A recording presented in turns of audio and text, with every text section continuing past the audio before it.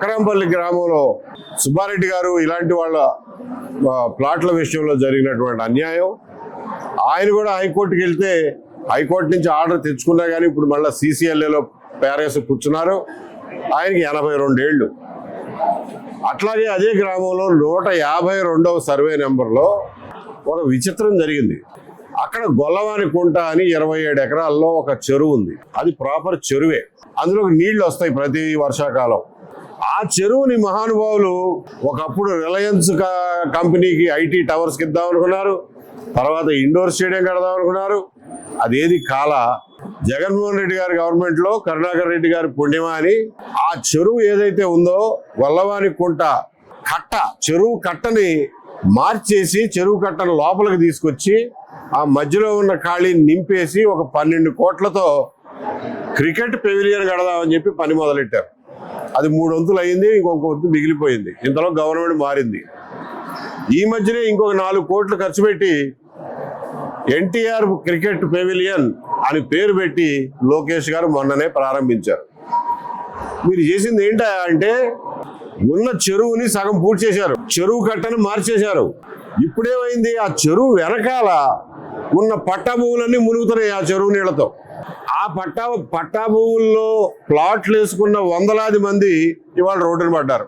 ఇంకొక పక్కన ఆ ప్లాట్లన్నీ 22Aలో ఉన్నాయని చెప్పి అది పెట్టారు. అరే బాబు కాదయా, ఇది 22A కాదు అని చెప్పి లోకాయుక్త దగ్గరికి వెళ్ళి అడిగితే ఒక తహసీల్దార్ గారు వచ్చి లేదండి ఇది 22A కాదు, గవర్నమెంట్ భూమి కాదు, ప్రైవేట్ భూమి అని చెప్పి కాగితం రాసిచ్చాడు. కాగితం రాసిచ్చినా దానికి ఏమి ఫలితం కలపడాల. తర్వాత మళ్ళా హైకోర్టుకు పోతే రెవెన్యూ ఆఫీసర్లు అంటారు అప్పుడు తహసీల్దార్ ఇచ్చిన కాగితం ఫేక్ కాగితం అంట.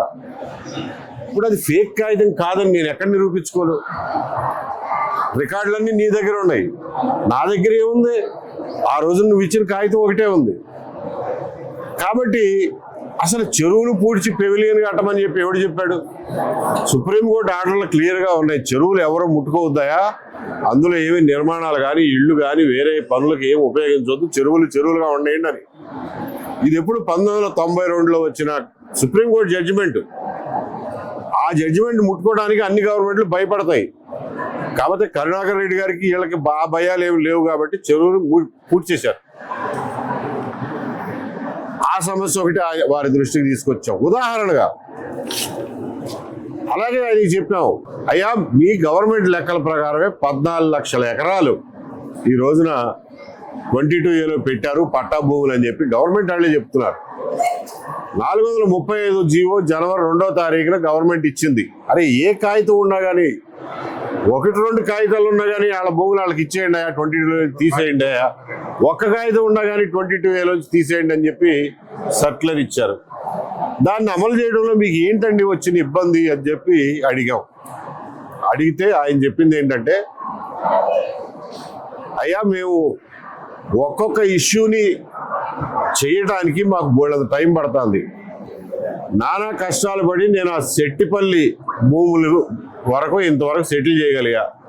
అందులో ఒక 10-14 మందికి ఉపశమనం కలిగింది. అలాగే దామినేడు సమస్య ఉంది, దామినేడులో 282 ఎకరాల సమస్య అది.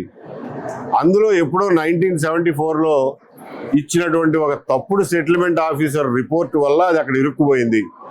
దాని నుంచి బయట వేయడానికి ట్రై చేస్తున్నా. ఒక 2 నెలల టైంలో దాన్ని సాల్వ్ చేయగలనని అనుకుంటున్నా. దానికి క్యాబినెట్ ఆర్డర్ కావాలి, నా దగ్గర నుంచి అయితే రాసి పంపిస్తా. క్యాబినెట్లో కనుక వాళ్ళు తొందరగా పాస్ చేస్తే దాన్ని కూడా సెటిల్ చేసేస్తా.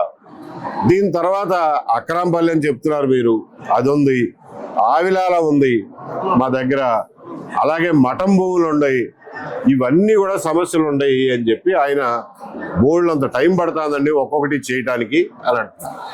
మేమనేది ఒకటే, గవర్నమెంటు ఆ రోజున గవర్నమెంట్ అంటే ముఖ్యమంత్రులు చేశారని మేము అంటున్నా. ఆ రోజున VRO స్థాయిలో చేసిన పనికి ఇవాళ లక్షలాది మంది రైతులు ఇరుక్కుపోయారు. వెబ్ల్యాండ్ చేస్తాము, కంప్యూటర్లో ఎక్కిస్తాము మీ భూములు అని చెప్పి VROల దగ్గర నుంచి అరే మీ ఊర్లో ఉన్న ప్రభుత్వ భూములు ఏమేంటో మార్క్ చేసి పంపించమంటే వాళ్ళు ఎప్పుడో బ్రిటిష్ వాళ్ళ టైంలో ఉండే అన్ని ప్రభుత్వ భూమి కింద కుంట అని గుంట అని లేకపోతే ఈనామని రాసి పడేశారు. దాన్ని కలెక్టర్లు ఆ రోజున కళ్ళు మూసుకుని 22A పెట్టేశారు. ఒకసారి పెట్టిన తర్వాత దాన్ని బయటికి లాగటం ప్రజల వల్ల కాటల్లా. అందరూ బక్కోళ్ళు. ఎంతమంది హైకోర్టుకు పోగలరు, ఎన్ని లక్షలు ఖర్చు పెట్టగలరు? హైకోర్టు ఆర్డర్ మీరు ఇంప్లిమెంట్ చేయకపోతే మళ్ళీ కంటెంప్ట్ ఎవడేసుకోగలడు? ఎన్ని బాధలు పడాలి? ఈ లోపల ఎంతమంది బతుకుంటారు? అందరికీ 80 ఏళ్ళు 90 ఏళ్ళు వచ్చేసినాయి.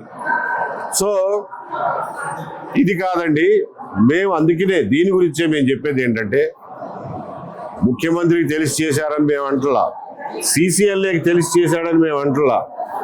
ఆ రోజున తొందరపాటుతనంతో కంప్యూటర్లో భూమి రికార్డులు పెట్టే తొందరలో VROలు ఇచ్చిన రిపోర్టు ఆధారంగా కొన్ని లక్షల మందిని మీరు షాప్ పెట్టారు.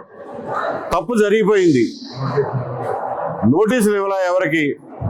కాబట్టి నోటీసులు ఇవ్వకుండా 22లో పెట్టినాటిని మళ్ళీ వెనక్కి తీయండి. జరిగిన తప్పుని సరిచేయండి. మీ గవర్నమెంట్ భూమి ఏదైనా ఉంటే నోటీస్ ఇచ్చి తీసుకోండి. భూమి ఎక్కడ మారిపోద్ది? ఈ లోపల వేరే వాళ్ళకి అమ్మేసుకుంటారు, మళ్ళీ వాళ్ళు కోర్టుకు ఎక్కుతారు. ఎక్కితే ఎక్కని గవర్నమెంట్ కంటే పవర్ఫుల్లా